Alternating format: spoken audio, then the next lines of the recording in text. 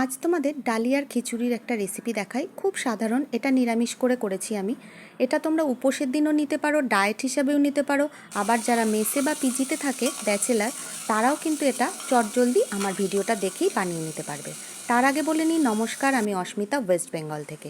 প্রথমে প্রেশার কুকারে আমি অল্প সাদা তেল বা যে কোনো তেল ইউজ করতে পারো এটার জন্য, দিয়ে একটু জিরে ফোড়ন দিয়ে ছোট ছোট করে টুকরো করে রাখা আলু দিয়ে দিয়েছি।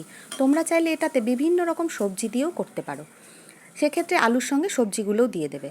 আমি শুধু আলু দিয়ে করেছি। আলুটাকে বেশ ভালো করে ভাজা ভাজা করে তার মধ্যে ধুয়ে রাখা মুগ ডাল আমি দিয়ে দিয়েছি। আমি কিন্তু এটা মসুর ডাল বা মটর ডাল দিয়েও বানাই, আজকে মুগ ডাল দিয়ে বানিয়েছি। তারপর ডালিয়াটাকে খুব পরিষ্কার করে অনেক কবার করে ধুয়ে তার মধ্যে দিয়ে দিয়েছি। তারপর ভীষণ ভালো করে এগুলো সব কিছু নাড়িয়ে চাড়িয়ে ভাজা ভাজা করে নিয়েছি। তার মধ্যে নুন আর হলুদটা পরিমাণ মতো দেওয়া ছিল, অল্প করে, পরে আবার আমি দেব।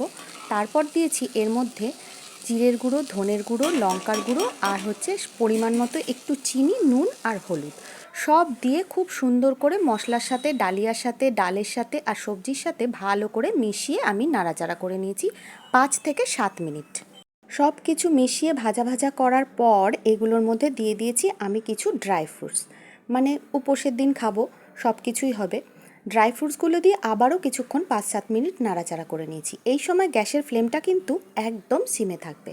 তারপর নাড়াচাড়া করে দিয়ে দিয়েছিলাম আমি একটু হালকা গরম জল। সেই গরম জলটা দিয়ে আবার একটু নাড়িয়ে চাড়িয়ে হালকা ফুটে ফুটে উঠবে, তখন আমি প্রেসারের ঢাকনাটা লাগিয়ে দিয়েছি। তারপর মাত্র একটা সিটি দিয়ে হাই ফ্লেমে বন্ধ করে দিয়েছি। তোমরা যদি একটু শক্ত শক্ত খাও, সিটি পড়বে ভাব, এমন টাইমেও বন্ধ করে দিতে পারো গ্যাসটা। তারপর স্ট্যান্ডিং টাইমে 5 মিনিট রেখে সার্ভ করো গরম গরম ডালিয়া।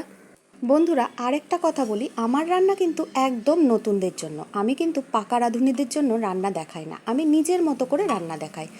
আমি কিন্তু এর মধ্যে 2টো কাঁচা লঙ্কাও দিয়ে দিয়েছিলাম।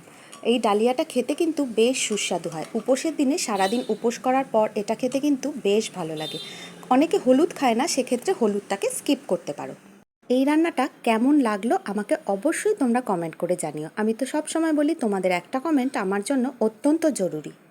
এই রান্নাটা এতটাই সহজ এবং এতটাই সুস্বাদু, এটা যারা একা থাকে, মেসে থাকে, ব্যাচেলার, স্টুডেন্ট, তারা সবাই এই রান্নাটা দেখেই করতে পারবে।